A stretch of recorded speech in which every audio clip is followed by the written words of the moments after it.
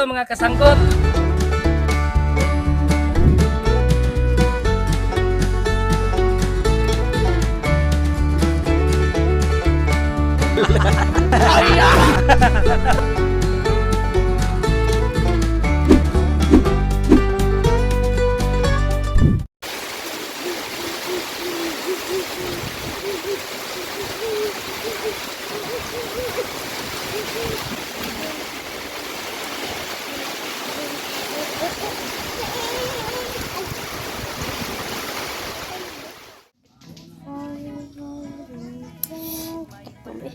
Okay, kumusta kayo mga kasanggot? So ngayon araw gagawa tayo ng pinatulahang kamprag. Pinatulahang kamprag. Tingnan nyo mga kasanggot ang ating patula.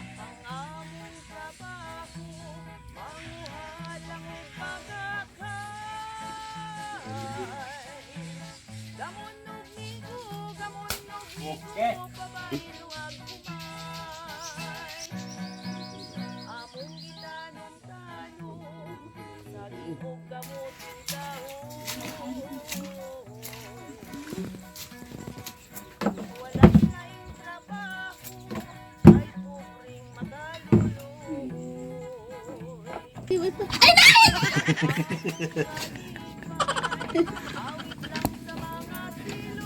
Okay mga kasanggot, ito ang ating gagawin, pinatulahang kamprag.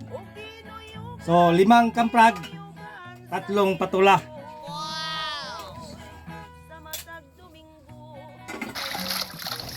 Mga kasanggot, katayin natin to ang ating kamprag. So itong nakikita natin, itong medyo bumuklod, itong panglason niya. So kung may kontra siya, ito ang pangpatay niya. Ang nakasulod nito ang iyang lason, ang nasa loob nito. So balatan natin, kailangan nga mag-ingat dito. Kasi kapag maka ano to sa mata natin, may posibilidad makabubulag to. Manang nagtanong kung paano gagawin, ito lang, tingnan ninyo mabuti. Itong nakita nyo, itong itim, ito makalason rin, itong natawag na bihod. Ang kanyang mga panto, itlog, ganun lang. Ito lang ang kailangan pagbalat. So ito ang makalason. Saka ito naman ang kanyang bituka. Pwede ito kunin.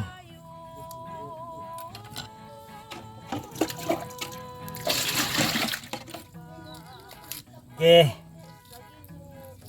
Kailangan kapag gumawa nito, ingat mabuti kasi sure makalason itong yang kanyang kanyang bihod, itong itlog niya. So itong itim nakikita nyo. Itong itim nga medyo maraming ito ang bihod, kinatawag na bihod na itlog niyan to. So kung itong makakain niyo, posible mamatay kayo. Malalason kayo nito. So ito lang ang tatagalin natin. Pagkatapos ganito. So ingatan mabuti yon, itong makalason.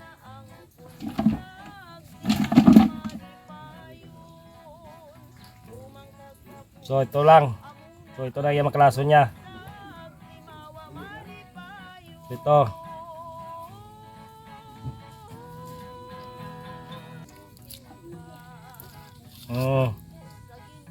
Yan.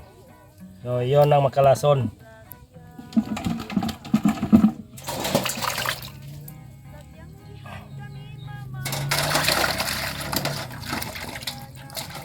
Pagkatapos itong dugo kailangan kunin. Mga ugat niya kailangan kunin natin to.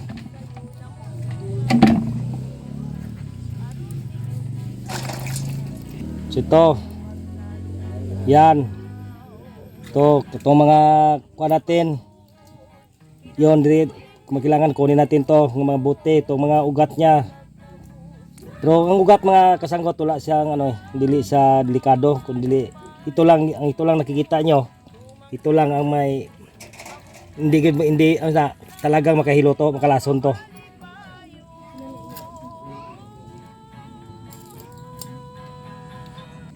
So sa gustong sumubok sa katay ng kamprag, kailangan ingat mabuti. So ganoon. Katapos wala na to, safety na to. Wala na to, kailangan wala na problema to. So ganun lang. So ganito nakikita natin pagkatapos natin lagyan ng asin at saka suka at saka pigain. Kailangan nga pigain siya para nga yung dugo nga nakikita natin mawala to at saka umpisa na at saka lutuin natin.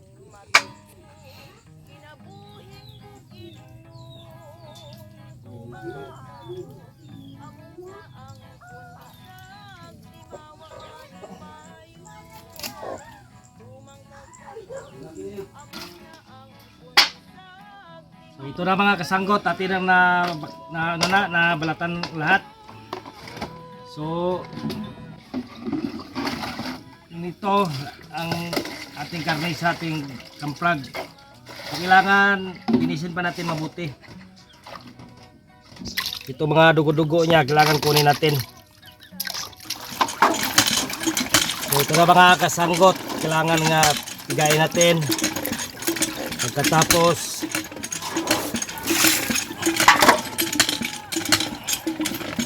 ibigan natin ulit para sigurado nga malinis siya.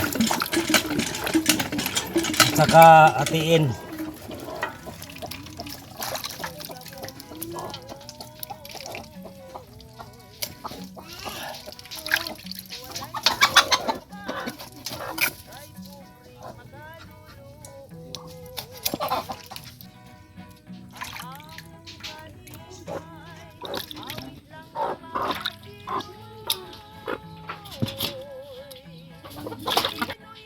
Saka ito mga kasanggot, ito ang ating kanyang sapay na gagawin natin nga oil. So ito lang ang iluto natin sa kanya, sa ating kamprag.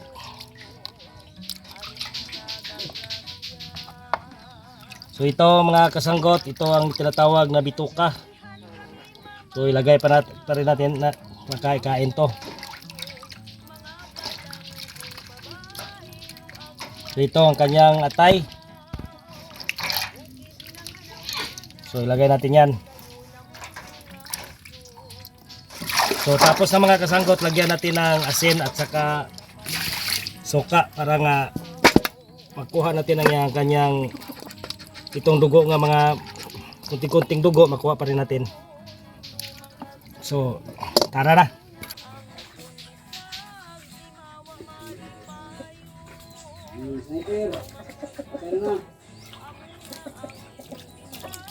Asin.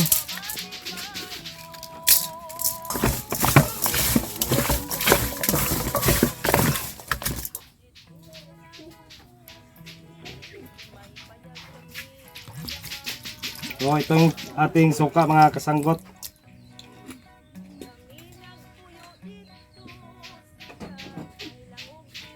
At saka kumut-kumutin natin.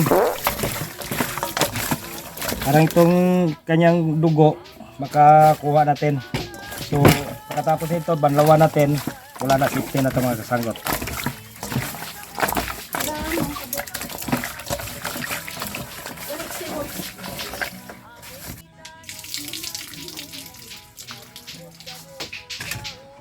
So pagkatapos ating banlawan,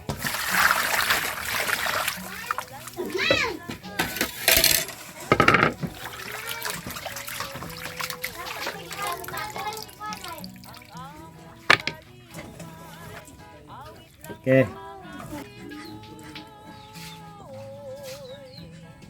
Okay mga kasanggot, itong yang kanyang sapay, itong gagawin nating oil para sa ating lulutuin.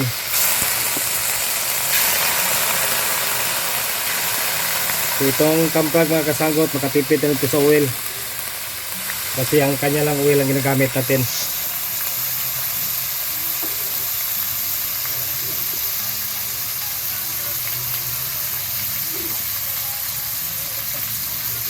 Ating patula, so itong ilagay natin sa ating kamprag. So tatawagin natin ito mga kasanggot na pinatulahang kamprag. Pinagsama natin ang patula kag kamprag. benefits naman natin makukuha to mga kasanggot. Itong ating kamprag, kung palagi kang kumakain ito, ito ay maka-high blood, makapataas ng dugo. So ito naman ang ating patula, kapag palagi kang kumakain ito, ito naman makapamimik. So pinagsama natin sila parang may panglunas ta, may pang high blood ta, at saka may panglunas naman.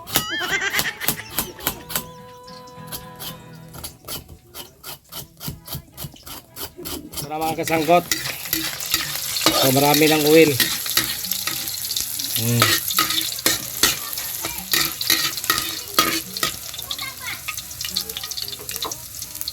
So kunin natin to.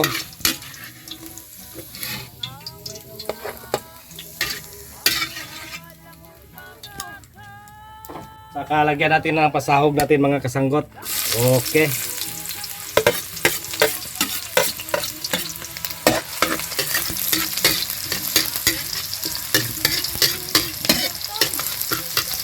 So ilagay na natin ang ating palaka, ang ating kamprag.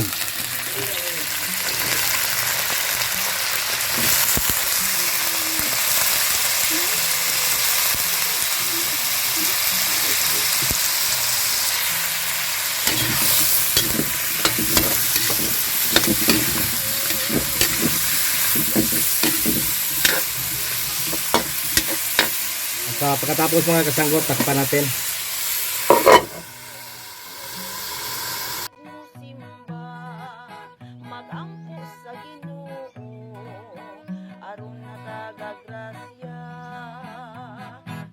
Pagkahuman sa tiyanggihan kami mamahaw, ang dala na mo mga balang kuy pabaylo ang buwad nga lawlaw, bukid na nga naw-kanaw sayo na mong kungasong, aron di gyud hiabdan sa pagsalok sa adlaw, mauking matuog. Okay.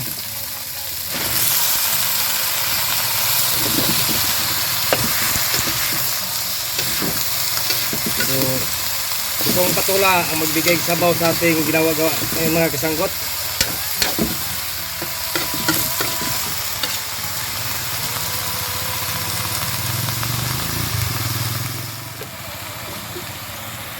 Burra-burra style ba?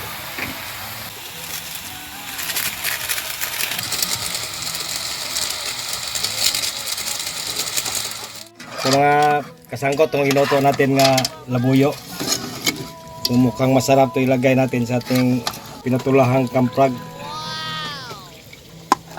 Oh, masarap ito mga kasangkot.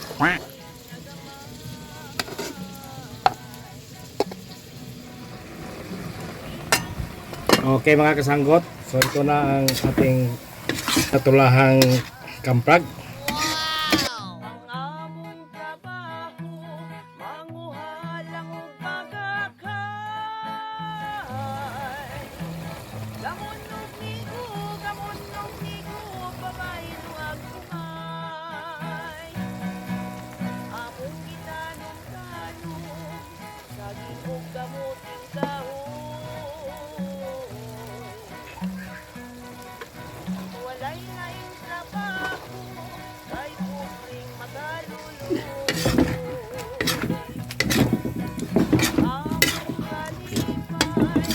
Okay.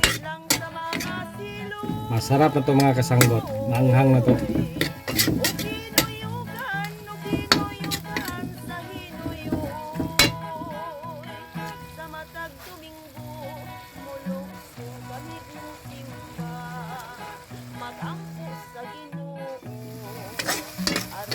Okay.